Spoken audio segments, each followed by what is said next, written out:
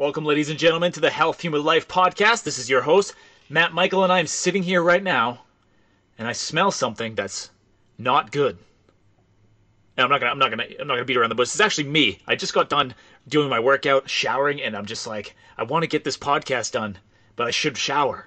I really should shower, but then again, I just want to get this podcast done before I get tired. So I decided on the latter. I decided to do this podcast and sit here and smell my nastiness as I'm recording this intro. Today, we have a very unique podcast, ladies and gentlemen, and it is not for everybody. It's not for the faint of heart.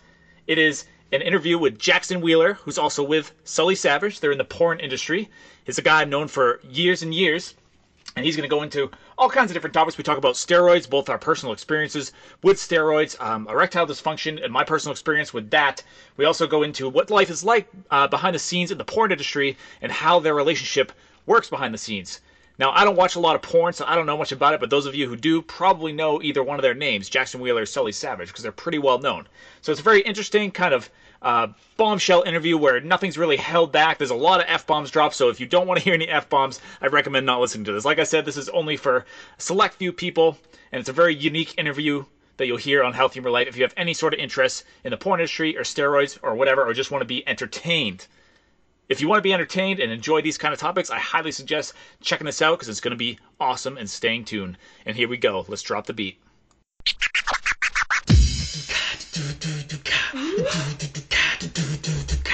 Health Human Life, learn, laugh, and thrive. You're gonna laugh so hard it's gonna make you cry. The knowledge we provide will help you learn and thrive. Stay tuned now for a new episode as we turn off the beats and we start the show. Here we go. Wiki. So I was scrolling through my Instagram the other day like a mindless sheep, kind of like we all do. I was probably in some sort of location where I had nothing better to do. But anyway, and if you want to follow me on Instagram, you can follow me at GetFitMusic. But anyway, so I come across this photo, and it's probably the most scandalous photo I've ever come across of a female on Instagram. And I know Instagram is packed full of scandalous photos of females. That's pretty much what it is. Maybe dudes too, but I don't follow any of them. But I come across this woman, and sometimes, I'll just follow people back, not really knowing who they are or whatever. They follow me. If they look interesting, I'll be like, okay, sure, I'll follow you. But anyway, I came across this really scandalous photo, and this is something that just it makes me laugh when I come across it because I guess I don't understand the logic of it. Okay, it was this woman that's a very like half naked photo. She got like a robe hanging off her shoulder, coming down on her arm, and it's only covering like half her body. So it goes down half her wahoo. It goes down one side of her boob. And then, of course, her phone is there, like taking the little selfie photo in the mirror or whatever, covering a large part of the other half of her teat. And you can kind of see a tiny bit of the teat on Instagram, which I'm actually surprised they even allow.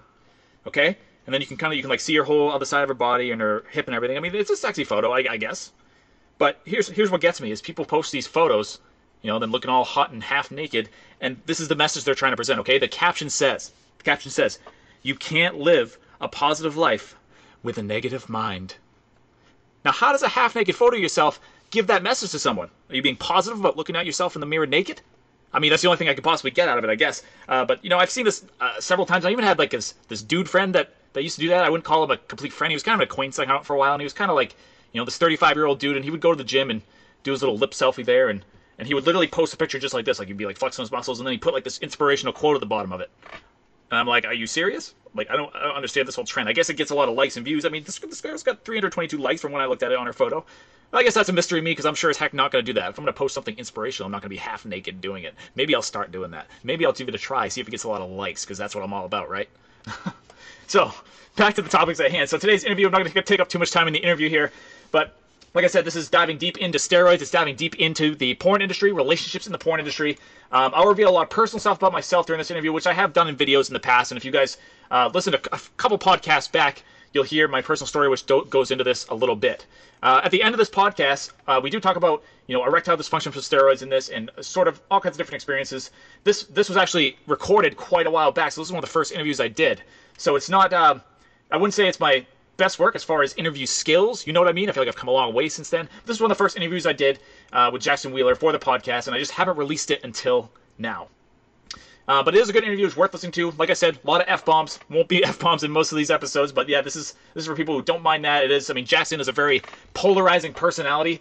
So he's very, a lot of people don't like him. A lot of people love him because of his personality. For me, I get really entertained by him. So he's someone I've known for, the better part of 15 years since high school on a personal basis. And we've had a lot of experiences together as far as, just general high school fun or just steroids and all that jazz. So it's kind of a style of two old friends just kind of catching up and talking. And it's very interesting. His girlfriend, Sully Savage, is also there tagging along. She chimes in here and there. And Jaxton also goes into a lot of personal stuff as well, and that's what I really like about him is he's not afraid to go into personal experiences, as I am not either, which is why you'll learn a lot about things right here. And for those guys out there who are struggling with ED, and I know there's a lot of you who have struggled with erectile dysfunction in the past, I'm not afraid to admit that that's been an issue for me in the past, big time. And I say that honestly because I want to be able to reach guys out there, because I have since been able to get rid of it, 95%, and eventually I'm going to put out a book that explains how I did that. But you're going to hear some of that during this podcast today, and I'll give you an update at the end of the podcast based on the updates that we talked about so far. I'm losing my words. From the ED, all right? So, with that said, here's the interview with Jaxton Wheeler. Enjoy, and I will see you on the other side. So I'll give you a little introduction here. So I've known Jaxton for about 15 years. We met in high school. We both changed load since that time, about 15 years ago. Jaxton's very open-minded, outspoken, and blatant, which is why I love the guy. Certain types of people will probably be offended by some of the stuff that he might say, but that's honestly, I think that's why you've gotten so high up on the totem pole in your industry because of that. So it has something to do with it. It's an aspect of it. Yeah. All right. So let's see. I don't really watch porn regularly at all. I'm probably like the 1% of dudes that doesn't. So I'm actually right there. What's that? So I'm actually right there. Oh yeah. Yeah. I don't know if it's technically. I mean, if I look at her ass, it's just live porn, right? So she's a porn star, so like, and then she has friends that are just always naked too. So it's just like, I don't know. It's just you take a break from it. Yeah, that's kind of how I feel about it. I've always just been, preferred the in-person, just go with my girlfriend or whatever. So I want to dive into some of the inner workings of what you do, and then we'll kind of dive into steroids and whatever else we end up getting into. So tell the audience a little bit about yourself. For those of you who may not know you or may not kind of follow you in porn, where you come from, like how you got into the industry, and kind of like where you're at right now. Would you mind if Sully opens up with that question? Oh, sure. Yeah, I was going to ask both of you. I'm putting on spot. Thanks. How did I get into porn? I started getting painted by a body artist named Tony Lima here in Tampa, and I met a crazy photographer that was kind of in the fetish world. He brought me to Night Moves Awards and Fetish Con down here, which is where I met, the majority of the porn stars that I know that pretty much helped me get into the industry. It's like Jillian Jansen, Flint Dominic, Misty Stone, Ron Jeremy. I met a whole bunch of really top people that liked me and my personality and helped me out quite a bit. So how much does personality matter in the porn industry? Is it more looks or personality or a combination? How much does it matter? I mean, the pretty girls are, they get picked up because they're pretty, but a lot of them don't really have a whole lot of personality. It depends on what your look is. There's a niche for almost every kind of look, and it depends on how well you can fit a niche. But then you have to realize that you got to work with producers and directors, and if you fucking suck, then guess what? You're a dime a dozen. Yep, I can see that. So you can get work being really attractive. Doesn't mean you'll stay in the industry. Yeah, I can see that. And you said so you were doing mostly gay porn at one point. I saw that you were branching into kind of more with girls as well now, or transsexuals, was it? Yeah. Both actually. The reason. I originally got into the industry. You could probably say when I was 19. There was actually a local company in Maine where you're viewing pleasure while I was working at Great Falls Marketing, and one of the girls hit me up there one day, and she was talking to me about doing private security for private strip shows and stuff. She needs someone she can trust that wouldn't get jealous. I'm like, I'm not fucking dating you, so how do I get jealous of? Gotcha. My buddy got that gig too. What? My buddy got that gig about a year ago too, the bodyguard for the strippers. Yeah. Well, at the time, this company's not around anymore because the owner was just a fucking meth addict. But how it was really funny. I was dating a chick at the time, and this was back when I was monogamous and just really up on my morals and stuff. And so I went to go interview for the bodyguard position, and on my way up, the owner of the company, a female named Brittany, just blonde, big-titted, the meth head. But on the way up, she asked if I wanted to be a model as well for the company. And of course, I was like, fuck yeah. And then when I get there, check this shit out. When I get there, right, we're all hanging around. She owned this strip company, it was her and some girls, and then, like, there's a straight side of guys that dance for women. It was her husband, this other kid that lived in, like, Naples, and then I got added to the roster. But my first day ever meeting this chick, I went from interviewing to be a bodyguard to her being like, hey, you want to film a porno? So then literally it was me, the owner, this chick from Great Falls Marketing, and another chick that went to my gym. My first time ever, dude, I got so drunk off vodka, I didn't think I was going to get my dick hard. but then I also didn't fuck any of them because I was just started dating my first son's mother, and I thought in my head, I was like, if I don't fuck them, it's okay. But it was totally okay for me to, like, eat one's ass while the other one straddled me and I jerked off with the owner's tits. That was okay. I don't think that video ever went anywhere, but that was kind of like my first initiation into that side of the world. Then I kept dancing. I danced for females for a little bit at first, but, it might be fun, but, like, it was just, like, a waste of time. Not a lot of money. No, not me. Not up in New England, And then when I moved to Boston, I started go-go dancing to some of the gay nightclubs there. And it was it's the gay community, I have to say, coming from living in Central Maine, is a very open, friendly community. So, I'm being bisexual myself. I don't care if someone's hardcore, strictly gay, it doesn't matter. That community has helped me and my family out throughout my life more than I can say. So, they always have my full support on dying. Yeah, totally. That was going to be one of my questions. Like, how's kind of the salary and the lifestyle as far as making a career out of it work for you? There's no, like, it's not like any other job where there's, like, a career path. It's pretty. The people that make it in this industry are street smart. How to respect others. You're on time. You run your own business. You are the business. People want to hire you to see you. They're seeing you, your personality, what you like to do, your unique flaws and your tics and whatever you do that makes you on camera.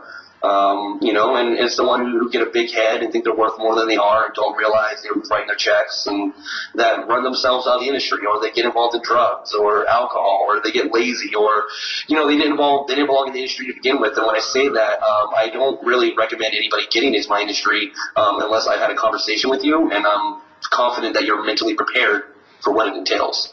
And when I say mentally prepared, I'm more talking about, like, you need to know that everybody that knows you is going to find out. If you even go into it thinking you're going to hide anything, it's a recipe for disaster every single time. Like, I can't even feel bad for the people who are trying to keep it from anybody, and when they tell me people are starting to find out, I'm like, well, what the fuck do you want? So do a lot of people that want to get into it think that they'll get into it, like, and stay in secret kind of thing? I try to ask them why they want to get into it. But it's the ones that come out like that. It's the ones who they say, I want to do this, but I don't. As soon as they say, but I don't, I stop them right there. It's, you have to be fully confident in yourself mentally, and be able to handle whatever kind of backlash is going to come from it. Or, and if you're fortunate like me, where my mom has always been just kind of blindly supportive as long as I wasn't putting my health in danger. Yeah, wow, that's cool that your mom's been supportive. That's just something that I feel like some people would struggle with in that industry, is getting kind of the parent support. Yeah, they can, but it's some people's parents suck, period. So my mom tells everybody. That's true. So you're damned if you do, damned if you don't sometimes, but you have to be open and honest with yourself, and to make a career out of this, you have to own it. I wasn't even going to make a career out of it when I first got involved. I just wanted some time to think about what I wanted to do. And just the more I did this, the more this all just made sense. I mean, honestly, when I was 12 years old in fucking Maine, one of the things I thought about being was a porn star. But living in fucking Maine, who the fuck knows a porn star? I was going to ask you if you had any prior thoughts about it before you got into it. Oh, yeah. I was a fucking pervert since, like, age 7. Well, I didn't realize. I don't think there wasn't a female I didn't fantasize about in some sick way. I didn't act on it, but, I got off. I had some dreams. I like teachers. What's been I'll ask you guys both this, like, what's been your either most memorable or crazy experience you've had in the industry? We can go for more of a positive side, I guess, first. I don't know. How many gangbangs you in? How many gangbangs have I been in? What was that? None on film. Oh, yeah, you beat that. I would say AVNs every year. Probably my very first AVN was very eye-opening for me. And what's an AVN for those of us that don't know, like me? So it's a DAVN, it's the Adult Video Nominees. Okay, yeah. It takes place in Vegas every January. Yeah. It's an annual thing. And that only, the AVNs isn't like an LGBTQ friendly event. It's the only thing they cover that's not purely street porn would be like transsexual porn. So that's considered like mainstream straight content. So they don't cover any of the gay stuff, any of the hardcore butch lesbian stuff or like fetish stuff. Not too much fetish. So yeah, it's mainly just your mainstream people. Yep, gotcha. What was one of your most memorable? And the industry, you know what? I might have to go with Avians as well. It was not this past year, but last year when my friend Dieter was still alive. Him and I, I think I fucked 4 porn star chicks within like 4 hours. Not 4 hours, like in less than 2 hours. I 4 different porn star chicks. Ended up at this fucking house, this huge fucking pool and a hot tub and a full life-size checkerboard or a fucking chess fucking piece layout, full fucking. It was just fucking crazy, and I don't remember. Like there was this dude that tagged along with us, this like black dude that tagged along with us that nobody knew in the group, but he got into our limo from the Hard Rock to this guy's house, and they made me fucking kick him out of the house. I'm just like, oh, this is bullshit. But he was acting weird and making everybody else uncomfortable. Like he was, I don't know. But I have to say that was a pretty fucking gnarly night. So is that like you said it was a kind of an award type event? That's what I'm getting. Yeah. It is the awards, yes. You know, the awards for, like Brazzers. Yeah, it's an expo as well, so. It's like 2 days of the expo and then the awards ceremony. Gotcha, yeah, okay. This year we both actually worked it, so, yeah, you know, all of our shit was covered and everything. So we got hired by Kink.com to work their booth this year. And this year was fun, but, you know, being so close after my friend's passing and everything, I wasn't like, you know, moved to tear it up this year. Because there's just a lot of memories. Yeah, I saw the story about that. That's terrible. Like, I'm sorry to hear that. I saw, you know, the whole thing, how it went down. I don't really want to bring it up right now. But, yeah, sorry you had to go through that, man. It's a choice many people have made over the years. You know, it's nothing new. It's really unfortunate, and it always plays out in the end that nobody benefits. Yeah, that's tough. Tell me about you guys' relationship and how you guys, I mean, clearly you can't have any jealousy in the kind of situations that you guys are in. So how do you make it work? I call it jealousy. I'm just very territorial. Territorial. They better be damn worth it. I have no jealousy, I don't care. That's not completely true. I'm very polyamorous. Like, she is. I mean, we're both very respective of each other and what we do. You know, he's gone, you know, to film and has been like, hey, this is my friend Emily, or this is my friend whoever, and I'm gonna fuck this person later. All right, cool. We should let me know. You know.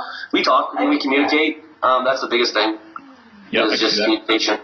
It's not like we're not really like out and looking for anybody either. You know, like I'm traveling for weeks on end, and I just happen to be in a city where I have a long time standing friend, and we always usually hang out, or something like that. Or you know, I'm gone for weeks on end, and you know, she has needs. You know, I can't fucking, my tongue doesn't extend across the fucking country. I watch Jaxton Wheeler porn.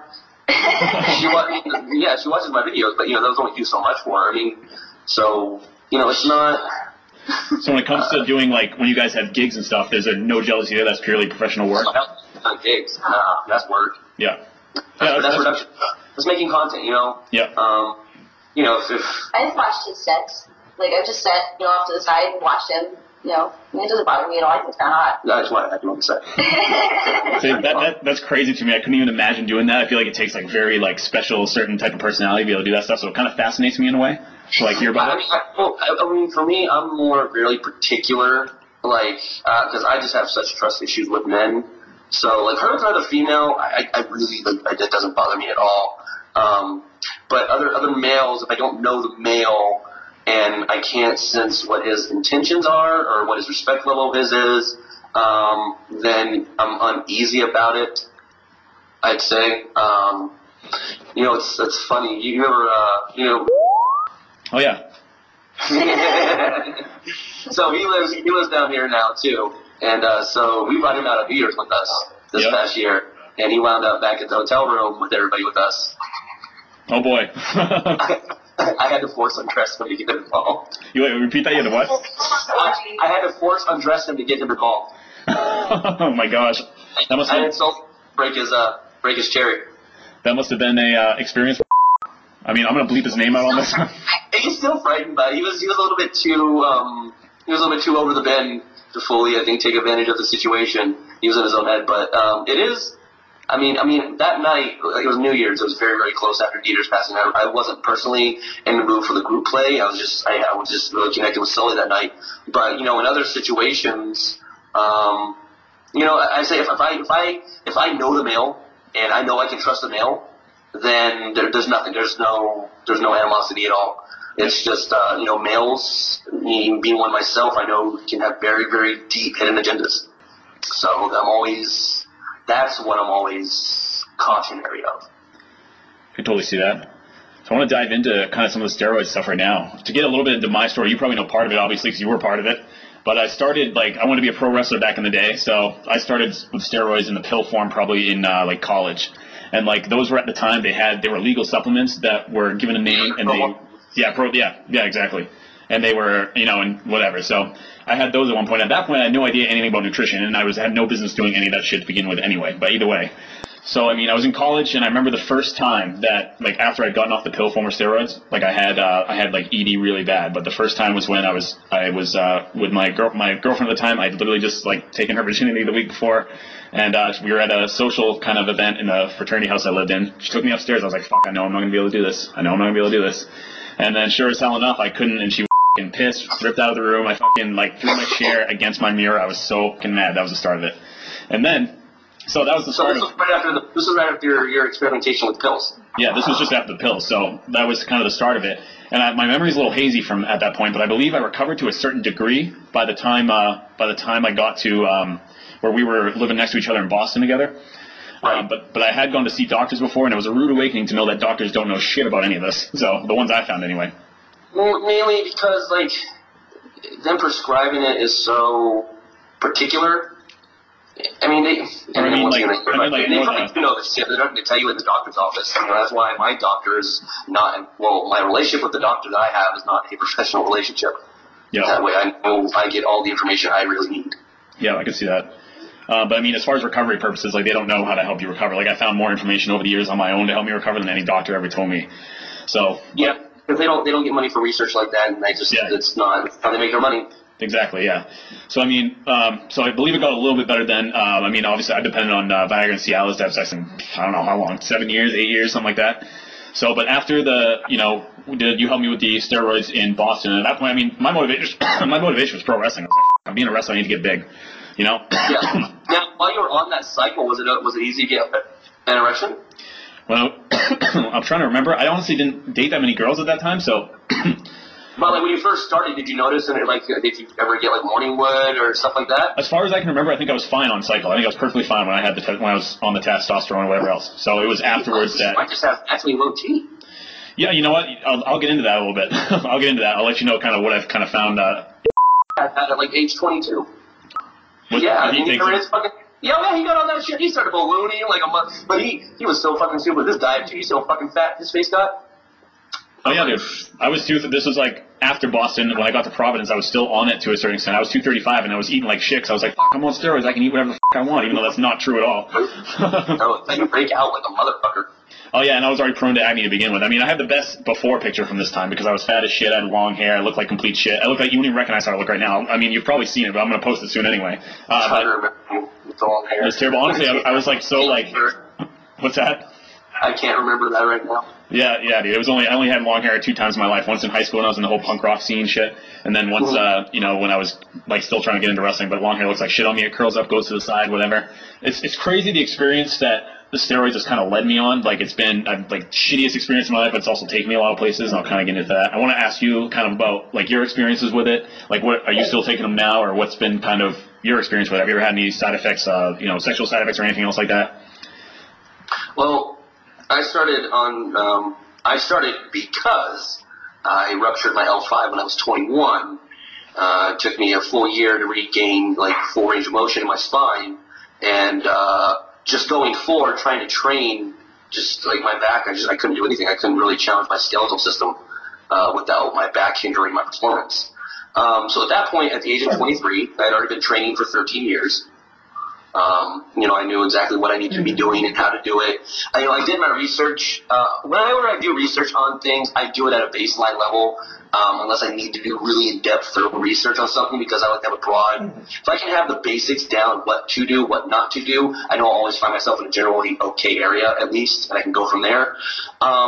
So, going into doing steroids, I would say I might have not been the most knowledgeable, but there was a few key things that I was aware of, and that's just the hormonal balance in the body. And if you're going to take over it, you have to also take over the counteracting of things like estrogen and things like that. Now, the first time I went on cycle, I stayed on cycle for a year and a half. They did not come off. You're supposed to go on, off, every three months or so. But that's bodybuilding. I don't bodybuild. I did bodybuilding for like a 6-month stint back before I turned 21, and I fucking hated the sport, and I never did it again. Yeah, I remember that. But my image, I've always had good aesthetics and a symmetrical body type. Being a personal trainer, pretty much every top trainer who uses his image is on some form of gear. Doesn't necessarily have to be an anabolic steroid, but there's a lot of things out there like steroids that you take to gain the edge.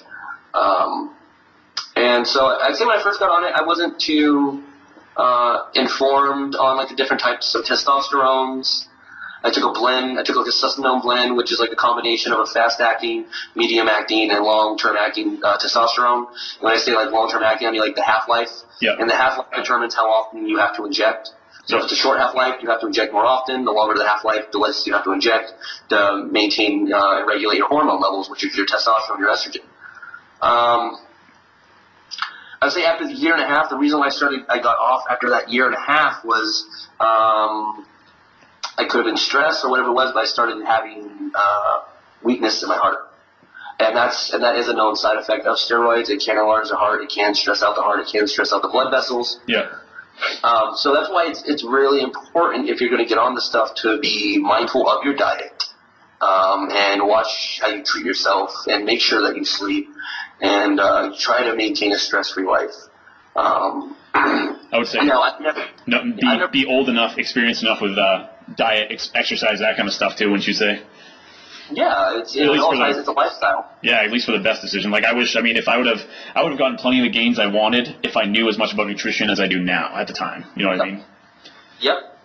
And myself including, I'll say, nutrition for me, I learned a lot of basics in high school, but even so, now what I know today, I wish I'd known back in high school. I used to eat fucking 24 Oreos a night back in high school. I used to line them up in 3s and 4s and go back to the original one and just fucking eat that much. Oh yeah, dude, my dad was terrible. My dad was terrible. I wasn't even working out in high school. My diet was fucking point on. I just wish I would have not done that. Yeah, I could see that. Yeah, I didn't learn really nutrition until the end of college, after college, that kind of stuff. I started learning in college. I started working out in college. Yeah, so it's just, it comes with anything else, like being in a band or playing an instrument or being a musician, you got to start somewhere, and then eventually you'll learn the dynamics of what it takes to also be in a band as well. There's, there's lifting, and then there's dieting, and then there's sleeping, and then there's supplementation, and then there's a water regimen. There's all these things that go into the lifestyle, that people just don't fucking care to do or know about. So I've been pretty much obsessed with curing myself of everything that's gone on the last, however many years, 7, 8 years. I've done HCG, injected myself on 2 or 3 different cycles of it. Along with Clomid and Novadex and all that stuff. So that's still did not peak it back up to beginning. This was for me to inject myself with my fear of needles. I look back on it right now and I'm like, how in fuck did I do that? How in fuck did I do that? I had to do all this injections. Because he could. My first time it took me fucking 90 minutes to do my first injection. So he came at me with a little teeny tiny little B12 shot, and I freaked out. Yeah, I cried. She did. Yeah, there's no way in hell I could have done the big needles like you helped me with at that point. I did the insulin needles, and I'd use 2 if I had to. But I stood there with that big needle. I stood there with that big needle for 3 hours one day, and I just could not do it whatsoever. So even the insulin needles, I had a really hard time with, but at that point I was. Yeah, weird with it too. You're supposed to just go. Meh. I always do it so fucking slow, just because my muscles are so damn dense. The needles, sometimes if I do my quad, the quad muscle will bend the needle sometimes as it goes in. It's just that's not supposed to be. I can't think about it. Yeah. It's just about that long your quad or something. Yeah. I stay on. I'm on now. I'll probably. I don't do large cycles, and I'm much more aware of what I'm doing now than I was before. And I take certain things to counter certain things. I take some things that kind of help, like, refresh my receptors. Yep. Like, I do deal with gyno in my right pec. Yep, I experienced a little bit of that as well. I've had a right nod underneath my right pec since, like, my first cycle, but it's so minute. But last month, I don't know what it was, work, stress, no sleep, it started attacking me heavily, so I had to take some more estrogen blockers to shut it down, and it's starting to go away and dissipate, so I might be fine. I might be able to get rid of this other nod here. But that's, you ever see these guys who've been doing steroids for a long time, like the bodybuilders, and they have bitch tits essentially in their 40s and everything. I'm just trying to avoid that. Yeah, totally. I know like guys like The Rock ended up getting a surgery for gyno at one point early in his career. I know that has to happen when it gets too extreme. I'm already looking into it, possibly, but if you don't have to, you don't want to. It's like 4 months off and you can't use the fucking arm. Yeah, you got lucky. You kept all your hair, too. My hair started falling out the most when it was there. Like, I still got most of it, but that's when I had my most hair loss when I was on that stuff. It's happening. But I don't know if it's just a combination of extreme stress. It started falling out for me probably like a year and a half ago, or almost 2 years ago, when I was just on the road with my ex, and she was just every other fucking minute hounding me about this, hounding me about that. And I just think it got to me. My hair started thinning at a fast rate. But it also might have been another supplement that I started taking as a hardener. I got off that. It seemed to slow it down. As expensive as it is, and the few times I've taken like growth hormone, that has helped rejuvenate my hair a little bit. I'm constantly, on top of everything that's going on within my body and counteracting this. I kind of run myself like a pharmacy. Like right now, I just cut out any DECA in my cycle, so I can lean up a little bit more and cut water weight, and that seems to also be helping out just a tad bit as well. So, naturally, I think I'm going to be going bald anyway. So if I can fight it as long as I can, the HCG helps. Keeping my DHT level down helps. But my main thing, the biggest thing for me and for anybody is just sleep. Yeah. Regardless, if I got a perfect 8 hours of sleep, I might not need steroids, period, just because of my athletic background. Yep. But I don't, and I never have. I get 3.5 at a clip. You feel like you have a lot of anxiety, too, in general, or? Anxiety, no. Anger, yes. I remember. Not anxious as so much I am just fucking pissed off all the time. People, it's funny, people start hanging out with you, and if you tell me you're on steroids, anytime you have a disagreement, argument, or you raise your voice, it's the steroids. Yeah, dude, I hate that. I never had a bit of aggression at all when I was on steroids. And that, it might be, it's because of my personality. I'm not really aggressive at all to begin with. But, I feel like if you are on steroids, and you have an aggressive personality to begin with, it may enhance it slightly at the most, but... And that's what I tell everybody. If you're an asshole, it's just going to make you a mega asshole. It's not going to do anything you're unaware of, but people use an excuse. People use drinking as an excuse. I've never done anything that I haven't wanted to do when I'm drunk. Yeah. Honestly. Yeah, no, it's kind of just, it takes away the, what's the word I'm looking for, the... Recognition. Yeah, it just basically just makes you do it without thinking. But yeah, sometimes you can find yourself, if when you do go to get angry, you can feel it spike a little faster than it should. That's just the extra testosterone in your body, and if you feel that urge to do something, it's more there. But it doesn't make you black out. If like I said, the guys who do this shit already had issues beforehand, already had insecurity issues beforehand, already had whatever issues beforehand, it just brought it out. Yep, I can see that. So, yep. I was a fucking angry asshole my whole life, so this... literally, from the age of 5 on, I was just a swearing, angry person. What do you think kind of gave you that personality? Was it stuff growing up, or just kind of just how you've always been? Oh, no, I got the shit and piss fucking beat out of me when I was a kid, and then all the verbal abuse and mental abuse, that played heavily into it, just because, I didn't understand why. I felt targeted. So, and then growing up in a predominantly black community in Florida, again, certain things going on I didn't understand at the time, where I became the target because of stuff that my dad had done, or, when I moved to fucking Maine, and it just didn't feel right, and it felt like half the community outcasted me, or didn't know what was up, and when I actually came to AMS, and they put me on, the Team 8, and so, you get typecasted and labeled, and just certain things like that, and then honestly, What the heck was Team 8? I don't know anything about Team 8 because I didn't go to AMS. It was the one, it was labeled as special education. Oh, that's terrible that they do that. Well, yeah, I mean, it was kids who, you know, the ones who needed extra attention or things like that. I got placed there because I came from a behavioral school. Oh, gotcha. Like, I got removed from Webster for not necessarily making a threat, but, like, a counselor asked me one day, like, what would I like to do? Like, some sort of anger question. I said, I want to get a shotgun and shoot the trade hunters. Like, I was, like, in 4th grade at the time, but they removed me from the school. They put me in behavioral schools for, like, a few years, and I mean, I had a lot of problems as a kid. I was violently out of control as a kid. Yeah. Up until age 10, and then I just decided to change. What made you? Conscious choice. What made you change at age 10? Like, what was kind of the epiphany? One summer just went by, and I found myself. I realized that I was at that point the reason for anything bad further happening to myself. Like, through my behavior and actions, I was placing myself in further or other predicaments. That's pretty smart thinking for age 10. Well, and I became like I wouldn't say a teacher's pet, but I learned it's better to get along and be cooperative, because that, it ultimately gets me where I want to be as well faster than fighting with people who know more in a better position than I am. And then, I didn't really know too much about sports at that point, but then I got involved in football halfway through the year of, like, 7th grade. I liked that.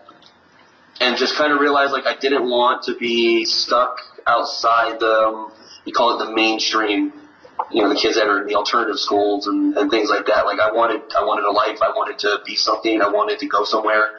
And I knew that wasn't going to be through acting the way I was. And then what happened with working out was I saw this documentary on Lance Armstrong and Walter Payton, like Beyond the Greatness. And I just made the connection between the two of them. The only thing they had in common was they both started when they were really young. Like, Lance Armstrong was doing fucking biathlons when he was like 7 years old and shit. Yeah. Peyton was running that fucking hill as a kid. I was like, shit, I got a lot of catching up to do. Wow. That's quite the realization at that age. I wish I had some sort of realization at that age. Like, I think we have the same mindset in the way that we're shooting for the sky in different areas. So, like, I'm a hard as fuck worker. I'm always, like, a workaholic, like, working towards my goals. If I'm not working towards my goals, I'm working 90 hours a week, like, paying off debt, so. No, I see you. You're doing your business with personal training and within the health field. You've been doing nothing but excelling and advancing every year I see you, so. Yeah, that's always my goal, just get better every year in some way, shape, or form. So, with the steroid thing, I'll kind of tell you, like, kind of my most recent experiences with it. So, I've had ED for, I don't know, however long from steroids, and the few experiences I had, like, I ended up doing the pro wrestling thing. I had 2 matches, and decided that this is not what I want to do. I want to do some other stuff. Of course, I had a horrible trainer at the time, but I had 2 matches, got awesome photos and everything, was not on the steroids at that time, looked great, so. What company were you wrestling with? It was a local Maine guy. I did train in Boston for a while, and that trainer, Brian Pure, he was awesome. Like, for whatever, I think I dropped off the map at that time financially. I couldn't pay for it. So, and then a couple years later, it kind of fell into my lap to train with someone close by in Maine. Of course, he was nowhere near the trainer that Brian was, so I didn't really learn a ton from it. But I did get the first match experience and all that. So it was awesome. It was good to step in there and kind of, like, get the experience. So it was cool. Right. Wrestling, all honesty, what it comes down to is pretty much just a production show. Yeah, there's definitely a lot of different aspects to it, like personality, obviously look a lot like your industry. Yeah, you gotta think when you get stuff on that stage, though, it's the steps. Yeah, pretty much. So it's like bodybuilding. You have all this other stuff when you actually get to the, your first match. You're like, oh, this is, I don't really know if I want to be doing. Like, yeah, totally. But yeah, so I did that, and like I just experimented with like a million different cures for myself over the years. One thing, and I learned a lot for sure. Like, I use L-arginine and, I can't pronounce this for the life of me, PYCO something, I always fuck it up. It's a herbal supplement. It's like, it gets your, antioxidants up, it gets your nitric oxide up, that combination. I'll put that in the show notes because I forget how to say the name of it every time I think of it. But anyway, so that really helped a lot. So, because what happens actually is I was surviving off Viagra and Cialis with really nothing else for years, but it over time it drains your body of nitric oxide or some way, shape, or form, or does something. So it got to a point where it stopped working entirely. And I had a girlfriend at the time, and she was like really frustrated with it and all this shit. And I had to figure out like why the fuck isn't this working? So I did my own research. As soon as I started taking L-arginine and that stuff, like my nitric oxide built up, and that's what kind of gives you the erections, and that kind of stuff started working again. So it was kind of overloading my body for a while. So that was one thing I discovered. Another thing I discovered was pine pollen. You ever heard of that? No, you had texted me that like a few years ago. Yeah, and that stuff. I mean, it definitely it's like a natural androgen, which like it's kind of becoming more known now. But it's like it basically has testosterone in it. But if you have some, it won't deplete your own. It won't stop your own testosterone from processing. It's nowhere near as powerful as steroids, but I felt the effects firsthand from it, like increased strength, all that kind of stuff. They tell you to do like the pine pollen test, quote unquote. So you take like a very large amount of it one night, wake up with an erection the next day. That happened without a doubt. So that stuff has helped me. So you keep taking that? I do keep taking it, but it's not always perfect. Like, you have to take extremely large doses of it, and, like, it would help if I kept doing that and kept doing it, like, extremely large doses and, like, ordering all that stuff. Like, it might keep me okay, but, like, it's a lot. You have to take a lot of it to maintain it for that. At least from my experience of it, to really to fix my own issue, because it's pretty extreme. So yeah, I mean, it's worked for a while. Like, this has honestly taken me on part of like a spiritual journey too. Like, because I've like gone through every method I could possibly think of. I've seen a shaman for it. I've seen an intuitive healer for it. So I've gotten Reiki for it. And actually Reiki, interesting enough, I got like Reiki is kind of an energy healing thing, which I got certified in. So it kind of opens up your chakras when they're closed and that kind of stuff. It digs into like past memories, kind of rips them up and kind of like heals them spiritually. So it'll help kind of heal a lot of the past memories that we subconsciously hold on to. So I had two different experiences with that, where I went to see an intuitive healer for Reiki, and she was able to open up my chakras where it needed to be. And like the whole next week, like I had like perfect erections, but it was kind of like a temporary thing. Why it was temporary, that was kind of a mystery. It happened a second time too. So interesting enough. So now I saw a naturopathic doctor. So now I'm on all these meds. We made the connection that a lot of times steroids will affect your thyroid as well, and if one of your hormones is off in your body, like thyroid can throw off your ED and all that. So that's kind of what we're working on right now, just getting all those together. So the naturopathic doctor was by far the most knowledgeable person I've met in my life that knew what I was talking about. Like, every other doctor I went to was like, oh, it's in your head, it's in your head. And then this lady was like, she like understood, and we'll see how it goes. I'll definitely be updating like with the podcast and videos, like how it goes. So far so good. Notice like increased libido. The erections aren't all there yet. I mean, I can still get by with using like pills for help and everything. So yeah, that's kind of the journey so far. So in a way, I'm kind of thankful for the journey, but at the same time, it sucked the so no pun intended. But it's been a really tough experience, but I'm pretty confident I'll get through. And I plan on writing a book on it after, on all my experiences, to help there's a lot of other people from like doing my research on the message boards and everything. Like, there's a lot of people struggling with it and have no idea where to start. Oh yeah, I mean, that's why Viagra and fucking Cialis are multi-billion-dollar companies. Yeah, dude, totally. Yeah, and I mean, there's definitely for people. There's a lot of things that people can do. I mean, just getting yourself healthy is the first step. Oh yeah, exactly. Yeah. A lot of times people have to eat just from their diet, or just from like deterioration from diet over time. And I mean, that's something I'll definitely talk about in the book, as well as everything else that's worked for me. And like a lot of that stuff that's worked for me temporarily will probably work for someone else on a more permanent basis, because it's not as extreme. I know me personally, I can probably attribute my lack of a problem to probably my physicality. Yep. And being more of a sprinter type, I pump a lot of blood flow, like right through my legs and right through that area. And, like my arteries and ventriculars are very, very enlarged and very well developed. And, it's like when I get lazy, like I have been probably for the past week and a half or so, I can start another my libido dropping. And then let's say if I go outside and I do a couple days worth of sprint drills, and, I go hit like a hard leg day or something for the next 3 days, like I'm coming like crazy and my erections are bam again. So, I think it is too, like sometimes the body, as you get older, if you're not calling upon your body to produce certain things a certain way, then it will adapt to a different kind of lifestyle.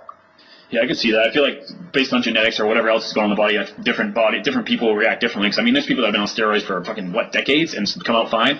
So it's like the person that with them or not, you can go off the deep end with them, people also don't realize, here's the thing, you get on steroids, you get big ripped and jacked, and you go fucking party and do this and do that and drink because, you're the fucking ripped dude and you're trying to get, there's a lot of negligence in this industry and what we do, that leads to people's downfalls. So, I don't drink often, and mainly the reason I don't drink often is because I'm on steroids. You just can't. And that was the interview with Jaxton Wheeler and Sully Savage a little bit. And actually what happened was, when we first did this interview, like I said, this was one of my first ones using the new technology and everything, a couple years back. And the whole, a large part of the interview got cut off at the end. And why the sound quality is not up to par is because it was actually the backup copy that you guys were hearing on, that I had on my phone, because we lost the entire original interview as recorded in much higher quality. So that's what happened. So we didn't hear a whole ton from Sully in this. they did talk about at the end of the podcast their new business ventures together, trying to kind of get out of the porn industry and everything. But you can follow either of them if you want more updates or want to follow them and kind of see what they're doing on Twitter either at Sully Savage, SullysSavage, as well as at Jaxton Wheeler, JaxtonWheeler. So I hope you guys enjoyed that interview. It's definitely for a unique person to listen to, not the usual on here, but I love Health Humor Life for the fact that we can cover many different things and many different aspects of life, and we also keep an open mind here as to, everything we come across, including, the porn industry. Obviously, it's not something I do personally, but I respect Jaxton and his choices and the lifestyle he's created for himself as long as he's happy. All right. So last aspect of business. So the ED, as I was just discussing earlier. So I talked a little bit about it during the interview with Jaxton and where I was at with that. I did go see a naturopath, and this was, I lose track of time, a couple years back or a year and a half back, something along those lines. I stopped seeing them. And, and this has been a 10-year plus battle, guys, from, going through many different doctors and many different tries. And I know there's people out there that can relate to this. And that's why I'm going to do an entire episode on this at some point, as well as write a book about it.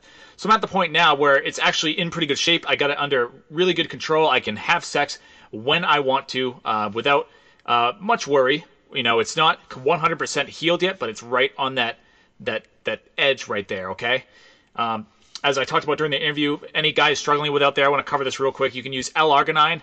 I'm still not pronouncing this word right. Picogenol. I'll put it in the show notes on healthhumorlife.com. Just search Jaxton Wheeler. I will put that in there, the names of what you can do, the protocol that I've used to heal. I've also used something called pine pollen, which we talked about in that. And believe it or not, one of the first things I would suggest people do is use what they call a penis pump, okay? And you can use this for intercourse, but what I didn't know about penis pumps, which is something I recently learned, is it's a form of physical therapy. So what happens, like, when you have ED or when you have, like, for my instance, mine was originally caused by steroids, which put my testosterone levels down, which then, ruins all the other hormones in the body, which, no longer supports the blood flow into the penis, etc. It's a big long explanation that I can't say off the top of my head right now because there's just so many aspects to it. Essentially, the hormones are screwed up, and then if your hormones are screwed up and you're not getting regular erections and the blood flow is not going there, your veins and capillaries can start to shrink and just not be as working as well. So what the penis pump does is you put it on yourself and you use it on a daily basis as a form of physical therapy, just similar to gaining a muscle back, like after breaking a leg, like getting your muscle back in shape after, getting a surgery or anything like that. It works just like that. So if you're struggling with that, I would suggest starting with something like that. But actually, I would suggest first starting with changing in diet, because that's probably the main cause of a lot of these, medications and diet. So look into those first. I will have more details for you in the future, but I wanted to throw that out there because I know that there are a lot of guys struggling with it out there, and I'm one of the few that's not scared or embarrassed to talk about it, okay? And I'm someone who's overcome it, for the most part, to a great degree after, millions, like, I can't say millions, I can say tons and tons of failures, tons of trying again, tons of, failures with having sex with a girlfriend I had at the time, disappointments like that. I've been through a lot with this, guys, and you'll hear about it in future episodes. Coming up on the Health Humor Life podcast, and this is why you're going to want to subscribe, we are going to talk to Zion Zeta, who's actually an alien abductee. We'll talk about different spirituality topics, part of her life, her experiences with different ET races and everything. Yeah, we're going to get a little crazy on this show. I didn't lie. This is a unique show, guys. So whether you believe in that stuff or not, you don't necessarily have to. Just take it for entertainment value if you wish. We're also going to go into paranormal experiences. I'm going to, at some point, tell you the reincarnation story of my dog. And you don't necessarily have to believe that either. It's just a lot of coincidences, and it's a cool story that I'll share for the sake of your entertainment. For now, that's all we got for today. We didn't have a sponsor on the show, and that's because the Lean Sweet Queen program is being moved from another site, so it's down for the moment. But the Lean Sweet Queen program is for ladies, and I will have more commercials on that in the future. But also what I want to send you guys to is I have a guide on healthhumorlife.com specifically for different how to, in some cases cure, in some cases help, in some cases reduce natural ailments. So how I cured my own common cold and prevent myself from getting it. How I was able to mostly cure ED is in that book. How I was able to completely almost eliminate chronic anxiety and depression. That's all in there, exactly how I did that naturally without medications. Lower blood pressure, increased sleep quality, decrease insomnia. That's all in that book. So if you guys have any of those issues, you can get that book free on the homepage of healthhumorlife.com. Don't forget to subscribe. We have tons more episodes coming up. I'm actually going to be in New Orleans for the next episode, so I'm going to do an episode. Probably it's for my brothers. My brother actually just turned 21, my little brother. We've been talking about this thing for years where, you know, I'm turning 30 pretty soon. He's turning 21. We're definitely going to be enjoying some alcoholic beverages while down there. And so therefore, I'm going to do a topic on the healthiest drinking choices, if you want to call it healthy. The least damaging drinking choices as far as, gaining weight. So we're going to cover that next week, talk a little bit about our trip to New Orleans, and it should be a great time. I'm going to leave you all with a demo version of the parody song I made, based off the song Sugar Sugar by the Archies, and it's called the Giny Song. Once again, thank you for all your support, guys, and especially all of you non-easily offended people who stuck out this whole episode. I appreciate you, and I will see you next week. Thank you very much.